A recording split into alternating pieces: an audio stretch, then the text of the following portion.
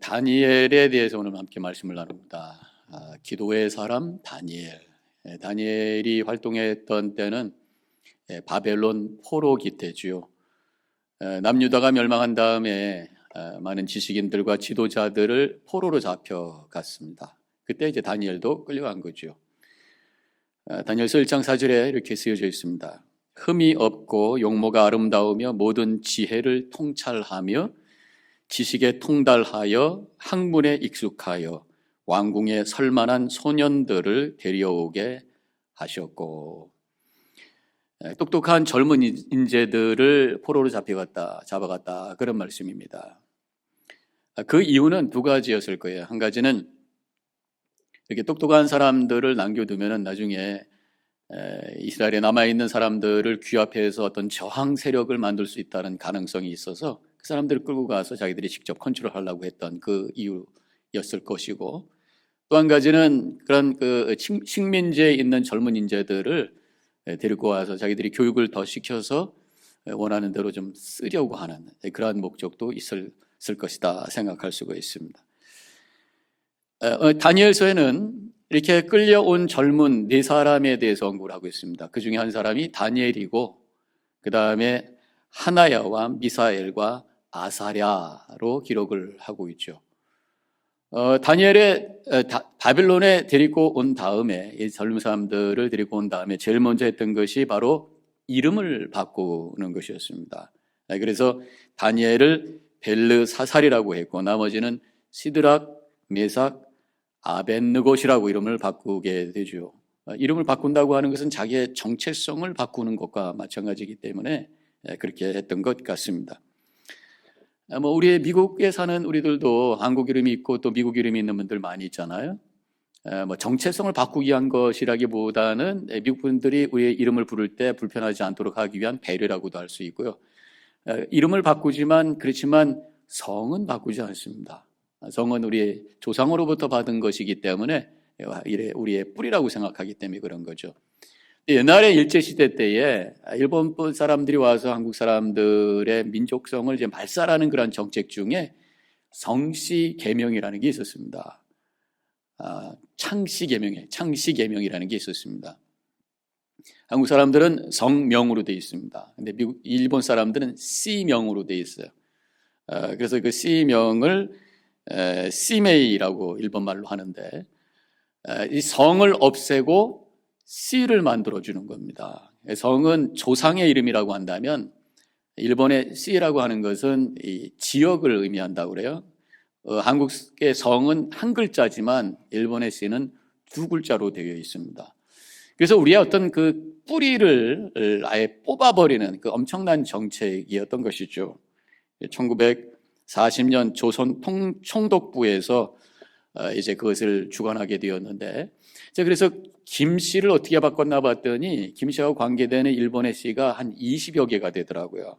그래서 제가 고시니까 또 고시는 몇 개인가 그냥 100개 정도가 있는데, 그 중에 하나가 다카야마라고 해서 고산, 높은 산이라는 그런 의미의 일본식 씨, 일본식 성, 그 씨가 있다고 하는 것입니다. 그래서 그 당시에 이 조선 시대였으니까 우리의 성을 없애버리는 거죠. 우리의 뿌리를 없애고 조상의 이름을 없앤다고 하는 것이기 때문에 반발이 굉장히 심했습니다. 사람들이 따라주질 않았어요. 처음에는 자발적인 운동으로 시작이 됐는데, 나중에는 이제 강제적으로 이름을 바꾸지 않으면 아이들을 학교에 입학을 시켜주지 않고 또 다니던 애들을 퇴학을 시키기도 하고 이랬다고 그러더라고요. 그래서 저희 부모님들도 보니까 다 일본 이름이 있으시더라고요. 그리고 아버님은 다카모토 고베이 이러신다고 제가 카톡으로 여쭤봤죠. 일본 이름이 있으시더라고요. 하여튼 그때 그래서 이게 너무 격분해가지고 투신 자살하는 사람들도 있었다는 그런 이야기도 있습니다. 다니엘과 다른 청년들이 와서 이름을 바꿨어요. 근데 그 당시에 이 중동 지역에는 성이 없었습니다. 그러니까 이름만 바꾼 거죠. 근데 이름은 바꿨는데 음식까지 바꾸라고 했을 때 그것은 거절을 하는 것을 보게 됩니다. 다니엘 1장 5절에 왕이 지정하여 그들에게 왕의 음식과 그가 마시는 포도주에서 날마다 쓸 것을 주어 3년을 기르게 하였으니 3년 동안 왕의 음식을 나눠 먹도록 그렇게 왕이 식사를 나누었습니다. 근데 그것을 거절했다, 그런 말씀이. 다니엘 1장 8절에 다니엘은 뜻을 정하여 왕의 음식과 그가 마시는 포도주로 자기를 더럽히지 아니하리라. 더럽혔다라는 표현이 나옵니다. 음식이 더러운 건 아니죠. 근데 어떤 영적인 의미가 그 속에 있었기 때문에 그것을 받아들일 수 없었다는 것입니다. 두 가지 이유가 있었을 것이에요. 한 가지는 아마 왕이 주었던 그 음식은 율법적으로 부정한 음식이 섞여 있었던 것 같습니다. 율법에는 정한 음식과 부정한 음식이 있어요. 먹을 수 있는 것과 먹으면 안 되는 것이 있습니다. 레위기 11장에 보면은 이 포유류 중에서 발굽이 있고 발굽이 갈라지고 그 다음에 대세김질하는 것은 정한 음식이에요. 그래서 양과 소와 염소는 먹을 수가 있어요. 돼지는 먹으면 안 돼요. 유대인들은 돼지 안 먹어요. 좋아하는, 우리 한국 분들 좋아하는 삼겹살을 그분들은 먹지 않습니다. 새 중에서는 곡식을 먹는 새는 먹어도 돼요. 그러니까 닭고기는 괜찮은 거예요. 풀을 뜯어 먹는 닭이라든가 또 오리 같은 거. 그런데 뭐 이게 독수리라든가 뭐 이런 것들은 안 되는 거죠. 아마 그런 이유 때문에 율법에 의해서 그것은 부정한 음식이기 때문에 거절을 했을 것이다, 이렇게 생각을 할 수가 있고, 또 한 가지의 이유가 있다면 이 성경학자들이 생각을 하는 거죠. 당시에 아마 그 음식 중에 우상에게 바쳐졌던 음식이었을 것이다.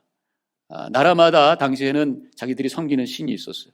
그래서 유대인들에게는 야훼, 여호와 하나님을 섬긴 것이고, 이 바벨론에서는 마루드크라고 하는 신을 섬기게 되는데, 거기에 올렸던 그런 짐승들, 짐을 올렸던 짐승들은 아주 거룩하고 귀한 것이기 때문에 아무나 먹을 수가 없어요. 그래서 귀족이라든가 왕이라든가 왕족들이 먹을 수 있게 되었는데, 그 음식을 나누었기 때문에 이 다니엘은 먹을 수가 없다, 이렇게 거절을 한 거죠. 이렇게 이런저런 이유로 왕이 주는 음식을 거절하게 되니까 유대에서 잡아왔던 청년들을 이렇게 케어하는 신하가 있었어요. 성경에는 환관장이라고 되어 있는데, 환관장이 뭔가 봤더니 내시의 일종이다, 이렇게 설명이 되어 있습니다. 그 사람이 와서 먹어야 된다고, 늘 이렇게 제대로 안 먹으면 내가 큰일 난다고 막 설득을 합니다. 그때 다니엘이 그에게 이렇게 대답을 해요. 다니엘 1장 12절에서 청하오니 당신의 종들을 열흘 동안 시험하여 채식을 주어 먹게 하고, 열흘만 시간을 주십시오. 우리가 채식만 할 테니까 다른 사람하고 비교해서 우리가 건강이 어떤지를 한번 보십시오. 그렇게 제안을 하죠. 그리고 열흘이 지났어요. 다니엘서 1장 15절에 열흘 후에 그들의 얼굴이 더욱 아름답고 살이 더욱 윤택하여 왕의 음식을 먹는 다른 소년들보다 더 좋아 보인지라. 아니, 어떻게 풀떼기만 먹고 고기 먹은 애들보다 얼굴이 더 좋아졌을까? 그렇게 우리가 의아해할 수가 있잖아요. 이 채식이라는 단어의 원어를 보니까 제로임이라고 해서 풀만 얘기하는 것이 아니라 곡식과 콩 종류를 다 포함한다, 이렇게 주석에 되어 있습니다. 이 넓은 의미로는 고기 외에 모든 곡식과 채소를 먹는 것을 이제 제로임이다, 그렇게 의미한다고 할 수가 있죠. 사람이 고기를 안 먹고 채소만 가지고도 건강하게 살 수 있을까? 대답은 예스입니다. 아주 성경적인 거예요. 왜냐하면 하나님께서 인간을 만드시고 그리고 인간에게 먹을 것을 허락하실 때 채소만 먹도록 해주셨어요. 창세기 1장 29절에 이렇게 쓰여져 있습니다. 하나님이 이르되 내가 온 지면에 씨 맺는 모든 채소와 씨 가진 열매 맺는 모든 나무를 너희에게 주노니 너희의 먹을 거리가 되리라. 채소와 과일과 곡식 이것만 먹도록 하나님께서 주셨다, 그런 말씀이죠. 그런데 언제부터 그러면 한국 사람들이 고기를 먹었는가? 그것은 홍수 이후입니다. 성경에 노아 홍수 이후에 완전히 세상이 다 물에 잠겼기 때문에 모든 식물들이 다 죽었어요. 금방 나올 수도 없고, 그래서 하나님께서 창세기 9장 3절에서 이렇게 말씀하십니다. 모든 산 동물은 너희의 먹을 것이 될지라. 지금 방주 안에 있는 많은 그런 짐승들이 있었어요. 그것을 가지고 너희들이 먹어도 된다, 그렇게 허락하시면서 그때부터 육식을 하게 되었는데, 문제는 그때부터 사람들의 수명이 줄어들게 되었다고 하는 것이죠. 그래서 그 전에 보면은 무드셀라 같은 경우는 969살에서 노아 홍수 전까지는 700세에서 1000세까지 왔다 갔다 하더라고요. 노아도 950세까지 살았죠. 근데 그 이후부터 그 아들 셈으로부터 600세가 됩니다. 그리고 2, 3대로 내려가 보게 되면 그 아들 손자로 내려가게 되면 438년, 그리고 2, 3대 내려가 보면 200대, 그 다음에 아브라함 175세, 그 다음에 모세 한참 내려간다면지만 120세 이렇게 쭉 떨어지는 것을 보게 되죠. 요즘에는 이제 80세, 90세, 뭐 아무리 우리가 인간이 최대 그 수명을 늘려도 120세는 넘을 수가 없다. 이제 그런 얘기가 있어요. 다니엘이 이렇게 10일 동안 채식을 하게 되었는데 여기에서 아이디어를 얻어가지고 미국 교회에서는 다니엘 다이어트, 갓 다이어트라고 그래서 이렇게 뚱뚱한 분들이 많잖아요. 그래서 그런 그 분들의 그룹들이 있대요. 소그룹을 만들어서 다니엘서를 함께 읽고 묵상하고 서로 기도하면서 어떻게 하면 더 건강하게 살 것인가. 그래서 채식을 같이 하고 약속을 지키고 뭐 이런 그룹들이 있다고 합니다. 물론 다니엘은 다이어트를 하려고 채식한 것은 아니지만 율법에 요구된 정결한 음식을 먹음으로 말미암아서 하나님의 말씀을 순종함으로 말미암아 건강하게 되었다고 하는 것이 이제 그 말씀의 내용인 것입니다. 다니엘의 믿음은 영적인 차원에서 끝난 것이 아니라 몸의 차원까지 연결된 것을 볼 수가 있다는 거죠. 그래서 깨달아지는 것이 우리 믿음의 사람들은 영이 정결한 것에서 더불어서 우리의 육도 건강해야 되겠다고 하는 것입니다. 우리 영은요, 혼자 영과 육이 따로 구별된 것이 아니라 서로 연결되어 있단 말이죠. 영이 건강해야 육도 건강하고 육이 건강해야 영도 건강해. 영이 건강하다고 하는 게 뭡니까? 정결하고 거룩한 것이 그때 몸이 건강하게 된단 말이죠. 우리 늦어지게 모든 성도님들 영적으로도 강건하시고 거룩하셔서 육신적으로도 건강하심으로 힘있게 살아가시길 주님의 이름으로 간절히 축원합니다. 다니엘 선지자, 다니엘은 선지자였습니다. 그래서 미래에 일어날 일들을 예언한 선지자였습니다. 바벨론 왕의 꿈을 해석하고 또 자신이 환상을 보면서 하나님께서 계시하신 미래에 대한 뜻을 알고 예언하는 선지자가 되었어요. 이렇게 할 수 있었던 이유가 뭘까? 다니엘 전체를 통해서 깨달아지는 것이 다니엘은 기도의 사람이었구나. 선지자이면서 기도를 많이 하는 깊은 기도의 사람이었던 것을 볼 수가 있습니다. 그래서 다니엘 2장 20절에 22절에 보면은 그는 깊고 은밀한 일을 나타내시고 어두운 데에 있는 것을 아시며 또 빛이 그와 함께 있도다. 하나님을 향해서 이렇게 고백하고 있는 거예요. 하나님은 깊고 은밀한 것을 다 나타내신 분이라고 하는 거죠. 감춰져 있는 모든 진리를 알려주시는 분이라고 하는 것이죠. 하나님과 깊이 영적인 교제를 통해서 이런 하나님의 비밀을 알게 되었고 그래서 미래를 볼 수 있는 삶을 살았다고 하는 것을 알 수가 있습니다. 그렇기 때문에 우리 믿는 사람들은 깊은 기도를 통해서 영의 눈을 뜨고 비록 우리가 어려운 현실 가운데 살아도 거기에 하나님의 구원의 뜻을 알고 미래의 희망을 갖고 사는 삶을 살아야 될 줄로 믿습니다. 오늘 우리는 이 다니엘 선지자를 보면서 그의 기도의 특징이 그럼 뭘까 몇 가지를 찾아가면서 함께 은혜를 나누기를 원해요. 첫 번째로는요, 이 다니엘은 기도의 제목을 다른 사람들과 나누었어요. 다른 사람에게 기도를 부탁하는 사람이었습니다. 함께 기도하는 사람이었어요. 다니엘 1장에 바벨론 왕 느부갓네살이 꿈을 꿉니다. 꿈이 하도 이상해가지고 나라에 있는 술객과 점쟁이들과 술사들을 다 모아서 그 꿈을 해석하라고 그래요. 그런데 재밌는 것은 꿈이 뭔지를 얘기를 하지 않고 내가 꿈을 꿨는데 그 꿈을 너희들이 알아서 뭔지 알고 그 다음에 해석까지 해놔야 그게 진짜 해석이다 그렇게 얘기를 한 거예요. 그랬더니 이 사람들이 듣고는 아니 임금님이요 어떻게 꿈도 얘기 안 해주고 우리한테 해석하라고 그럽니까? 그랬더니 임금님이 저놈을 갖다가 죽여라 그렇게 막 명령을 하는 거예요. 그래서 이제 왕의 신하가 깜짝 놀라서 다니엘에게 와서 도움을 요청합니다. 왕의 꿈을 맞추고 그것을 해석해야 되겠는데 안 그러면 많은 지혜자들이 죽을 것 같고 당신도 잘못하면 죽게 생겼으니 어떻게 해서 그것을 알아내야 됩니다. 그렇게 얘기를 하죠. 그때 다니엘은 걱정이 됩니다. 그래서 이제 친구들한테 가서 기도를 부탁을 하는 것이 다니엘 2장에 나오고 있습니다. 다니엘 2장 17절과 18절에 이렇게 쓰여져 있어요. 이에 다니엘이 자기 집으로 돌아가서 그 친구 하나냐와 미사엘과 아사랴에게 그 일을 알리고 그들로 하여금 구하게 하니라. 같이 기도할 수 있도록 기도의 제목을 나누고 함께 기도하고 있는 모습을 보게 돼요. 저는요, 이 기도를 부탁한다고 하는 것, 이것 또한 믿음에서 나오는 것이구나라고 하는 것을 이 다니엘을 통해서 보게 돼요. 믿음이 없으면 다른 사람과 기도의 제목 사실은 쉽게 나누기가 쉽지가 않다고 하는 것입니다. 오히려 기도의 제목을 나누라고 했을 때 마음이 불편해질 수가 있어요. 아니 뭐 개인적인 문제를 왜 오픈하라고 해? 내가 내 이 기도의 제목을 나눈다고 저 사람이 기도해 준다고 뭐가 달라지겠어? 괜히 내 문제 남의 입에 오르락내락하는 거 나 불편해. 이런 마음을 갖는다면 이 기도에 대한 믿음이 아직 부족한 것이 아닌가 그런 생각을 해보게 됩니다. 기도를 나눈다고 하는 것이 이렇게 믿음의 표현이라고 할 수 있고 더 나아가서 몇 가지 중요한 의미가 있는데 그것은 겸손의 표시예요.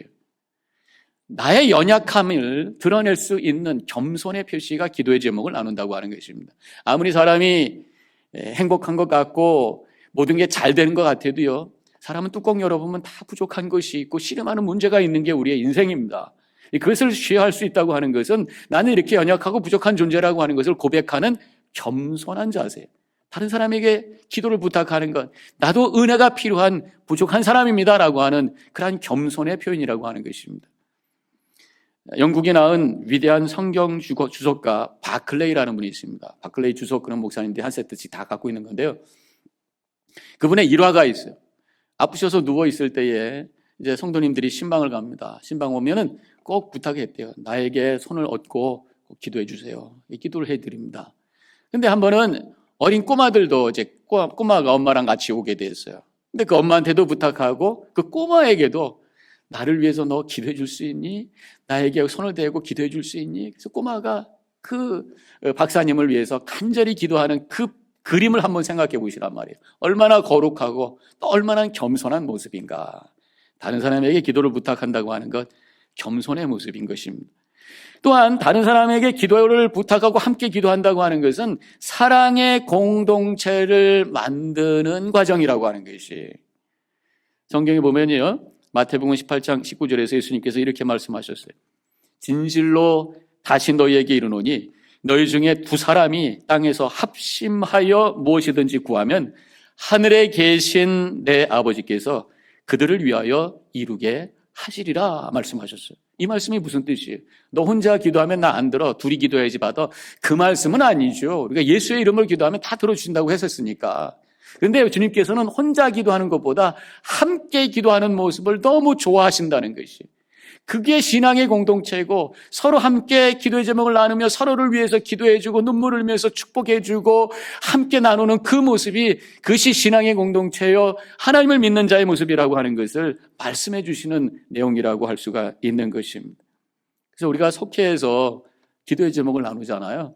기도의 제목을 나눌 때 그냥 일반적으로 가정의 건강과 또 사업의 번창을 위해서 기도해 주세요. 1년 내내 수십 년 똑같은 기도의 제목만 나누지 마시고 정말 내 마음속에 있는 내 속에 있는 그 아픔과 또 기도 하나님의 은혜가 필요한 그 부분을 드러내면서 함께 기도의 제목을 나누고 기도할 때에 그 공동체가 그 속회가 정말 교회 안의 교회, 신앙의 공동체, 주님이 보시는 아름다운 사랑의 공동체가 되어진다고 하는 것을 우리는 분명히 깨달아야 될 줄로 믿습니다. 이렇게 다른 사람에게 기도의 제목을 부탁한다고 하는 것은요, 또한 나도 자신도 기도한다는 의미예요.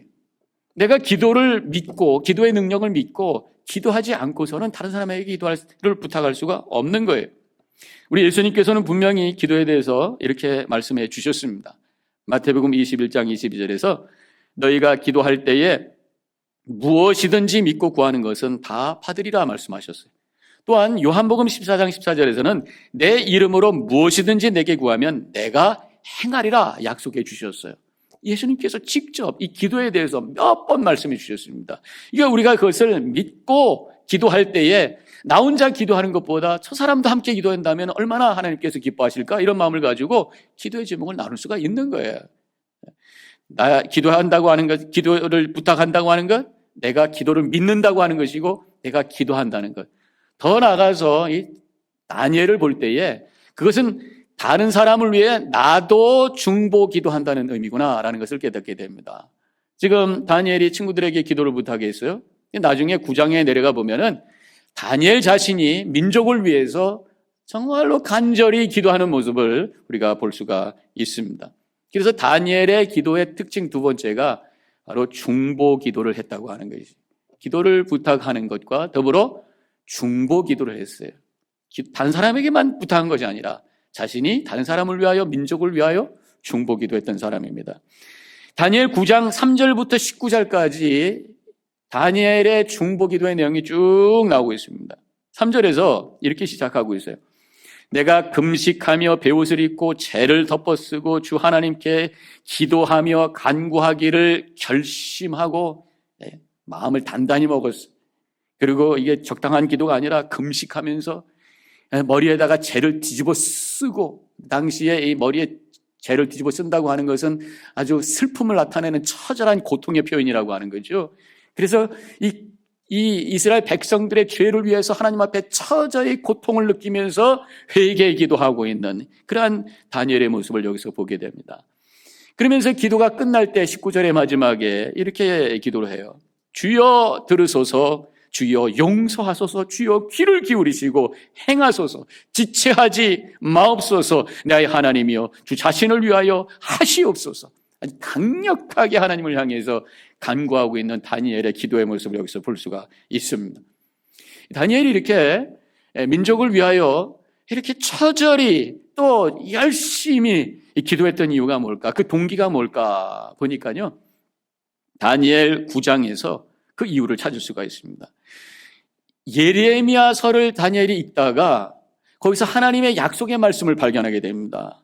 예루살렘이 황폐되고 70년 만에 다시 회복될 것이다 라는 약속의 말씀을 붙들게 돼요. 깨닫게 돼요. 그래서 너무 벅찬 감격으로 하나님께서 이제 3년 후면, 그때가 67년쯤 됐을 때니까 3년 후면 다시 우리 민족을 회복시킬 텐데 그 말씀을 붙들고 확신을 가지고 이제 우리 민족이 그것을 준비할 수 있도록, 회개할 수 있도록 하나님 함께하여 주옵소서. 그러니까 간절하게 기도하고 있는 것이 예레미야의 기도라고 하는 것입니다. 저는 여기서 깨달아지는 것이, 이 중보 기도라고 하는 것은 하나님의 뜻을 깨닫고 확신 속에서 그것을 이루기 위해서 하는 기도구나 라고 하는 것입니다. 말씀 생활하는 사람들이 드릴 수 있는 깊은 기도라고 하는 것이, 말씀 깊이 묵상하게 되면 거기서 하나님의 뜻을 알게 되고 그 확신 속에서 기도하는, 말씀 깊이, 말씀 속에, 말씀의 깊이 가운데 들어가는 분들은 나만 위해서 기도하지 않아요. 다른 사람을 위해서, 민족을 위해서, 나를 위해서, 세상을 위해서 기도하게 된다고 하는 거죠. 이렇게 다니엘이 간절히 중보 기도했을 때에 다니엘 9장 20절부터 보면, 그 이하에 보면은 하나님께서 환상을 보여주셔요. 그래서 이 중보 기도라고 하는 것은 그냥 다른 사람을 위해서, 민족과 나라를 위해서 기도한다라고 하는 것을 뛰어넘어서 우리의 영성을 깊게 하는 거는구나. 하나님께서 그 영혼을 받으시고 하나님께서 그 영혼 속에 비밀을 나눠주시고 하나님의 뜻을 더 깨닫게 하시고, 그러면서 하나님의 쓰임받는 삶으로 그를 인도하시는 그 구체적인 방법이 중보기도구나라고 하는 것을 깨닫게 되는 것입니다. 우리가 분명히 다시 한번 확인해야 될 것은, 하나님께서는 중보기도자를 들어서 당신의 거룩한 사역을 위해서 쓰시는 줄로 믿으시기를 바랍니다. 오래전에 LA에 어떤 그 의사 집사님이 계신데 그분의 이제 간증이 있었습니다. 제가 그래서 본 건데요. 그분은 한 번은 이제 은혜 받고 기도를 많이 하고 싶은 마음이 드셨어요. 근데 자신을 위한 기도는 별로 그렇게 할 게 많지 않다고 생각이 들어서 다른 분들을 위해서 기도해야 되겠다 생각을 하다가, 아마 그분이 이제 의사하고 하다 보니까 많은 분들을 만나게 되잖아요. 아프신 분들 만나게 되잖아요. 명단을 적어놓고 꼼꼼히 그분들을 위해서 매일매일 중보 기도하는 거예요. 뜨겁게 오래 간절히 그분들을 위해서 눈물로 기도하는데, 한참 지난 다음에 며칠 후에 갑자기 손바닥이 뜨끈뜨끈해지더라는 거예요. 그러면서 이분이 갑자기 느껴진 게, 하나님께서 나에게 신유 은사를 주시는가 보다, 이런 생각이 들더라는 거예요. 그러다가 자신의 무릎이 관절로 굉장히 통증이 있었는데 무릎에 손을 대고 막 기도했더니만 그 통증이 싹 사라져 버리고 말았다는 거예요. 그래서 그 다음부터 환자들이 오면은 그냥 처방만 해주고 주사만 놓는 것이 아니라 그분들을 위해서 안수 기도하기 시작하면서 많은 사람들이 치유의 역사가 일어나는 그런 은혜를 경험했다. 그런 간증을 제가 읽었습니다. 간절한 중보기도는요, 깊은 영성을 갖게 하고 하나님이 그에게 주신 은사를 발휘하면서 하나님의 구원의 역사에 동참하는 놀라운 은혜를 허락해 주시는 줄로 믿으시기를 바랍니다. 또 한 가지 이 다니엘의 기도의 특징은 항상 기도했다는 것이에요. 항상 중보기도, 시간을 정해서 하는 중보기도에서 끝나는 것이 아니라 항상 기도했어요.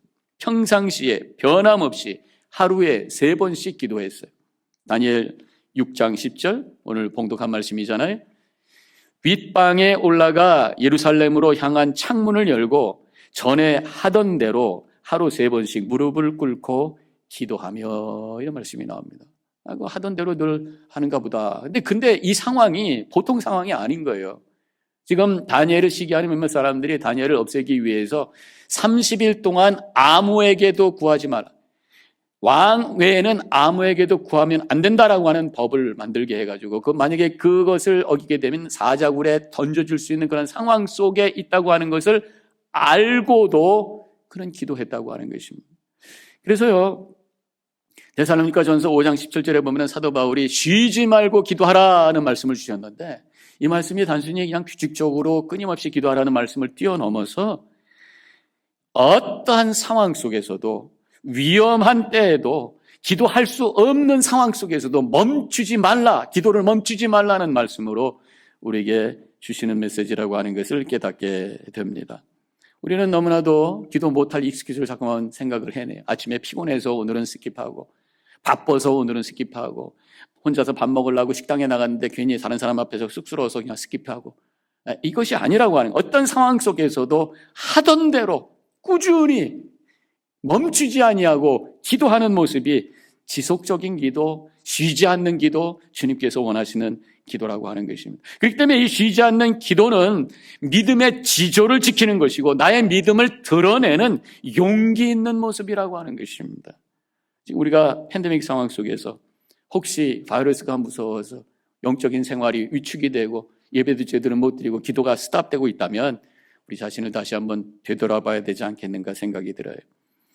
다니엘 6장 17절 말씀을 다시 묵상하면서 좀 더 추가로 다니엘의 기도의 자세, 지금 제가 3가지의 기도의 특징에 대해서 말씀을 드렸다면 기도의 자세가 뭔가를 간단하게 좀 정리를 해보겠습니다. 예루살렘을 향해서 기도했다는 것이, 예루살렘이라고 하는 것은 성전이 있던 곳입니다. 하나님이 계신 곳이에요. 하나님을 향해서 기도했다고 하는 것이죠. 물론 우리가 하나님을 향해서 기도하죠. 근데 안 그럴 때도 있어요. 어떤 때는 너무 힘들어가지고 내가 기도할 때에 그냥 혼자서 흐느끼면서 혼자 독백을 하거나 그냥 자신의 한풀이가 되기도 할 때도 있고, 또 다른 사람들 앞에서 대표 기도할 때에 앉아있는 사람 들으라고 기도하는 경우도 간간히 있는 것을 보게 돼요. 제가 우리 교회에서는 경험이 없었지만 다른 곳에 있어서 어떤 분은 기도할 때에 설교하시는 것 같아요. 하나님 감사합니다 이렇게 시작을 해놓고는 우리는 사랑해야 됩니다, 서로 용서해야 됩니다, 모르면서 이렇게 해야 됩니다, 저렇게 해야 됩니다, 그러다 끝에서 그렇게 살게 해주세요, 아멘, 그리고 끝나더라고요.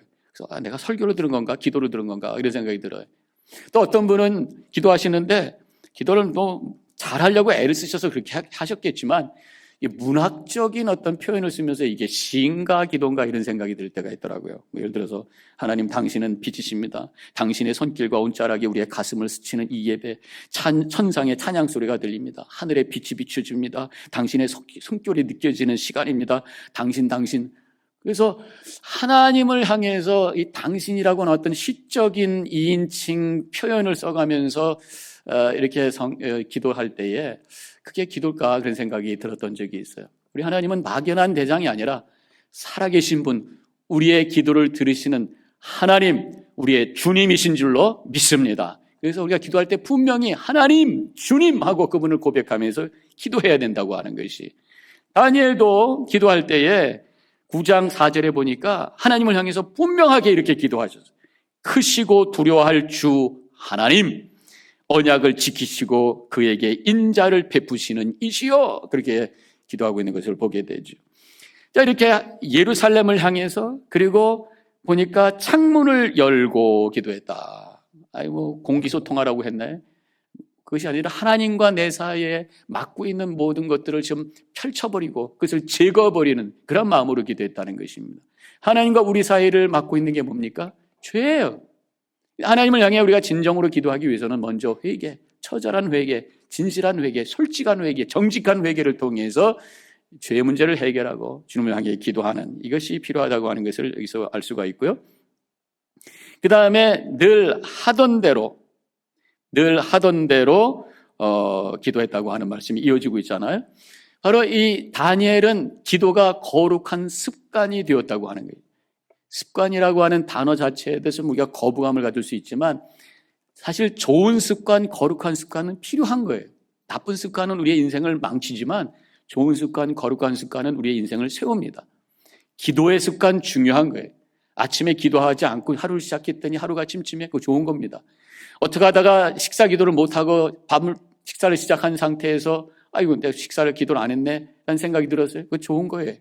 거룩한 습관이 되어서 기도를 내가 하지 않고서는 내 영혼이 불편하다는 마음을 가질 때 기도는 내 속에 거룩한 습관으로 채워져 있는 것이죠. 그리고 하루에 3번 기도했다라는 말씀하고 있는데 여기서 이 하루라고 하는 단어에 저는 초점을 맞춥니다. 우리의 믿음은 하루가 단위라고 하는 것입니다. 매일매일 기도, 하루에 1번을 하든지 3번을 하든지 5번을 하든지 매일매일 그냥 열흘 동안 집중적으로만 기도하고 1년 내내 안 하는 것이 아니라 매일매일 주님과 영적으로 교제할 때에 우리는 영적인 삶을 유지해 나갈 수가 있는 것입니다. 그리고 무릎을 꿇고 기도했어요.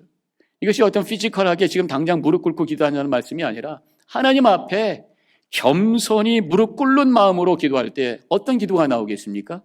감사합니다, 감사합니다. 여러분들의 기도 속에 감사합니다고 하는 고백이 얼마나 많이 있는가 한번 생각해 보시기 바랍니다.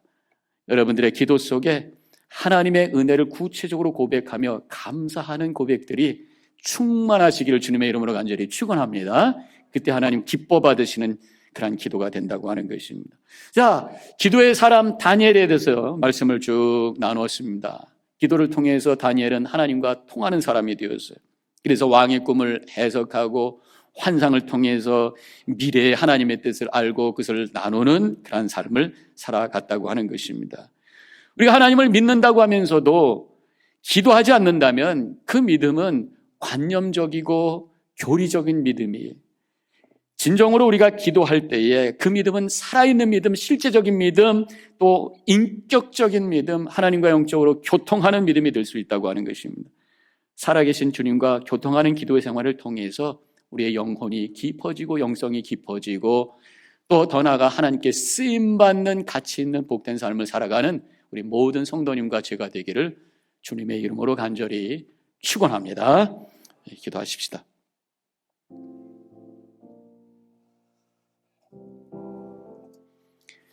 오늘 말씀 기도의 사람 다니엘에 대해서 함께 나누었습니다. 기도의 제목을 다른 사람과 나누었던 분이었습니다. 다니엘은 중보 기도를 했던 분이었고요. 항상 멈추지 않냐고 어떤 상황 속에서도 기도했던 분이십니다. 우리는 어떤가요? 우리 자신의 기도 생활을 점검해 보시고 다시 한번 하나님 다니엘의 기도를 닮아 하나님 앞에 더욱 진실한 주님의 종이 되게 하옵시고 주님의 뜻을 이룰 수 있는 삶을 살아가는 저희들 되게 하여 주옵소서. 이 시간에 우리 자신을 위해 잠깐 기도하겠습니다.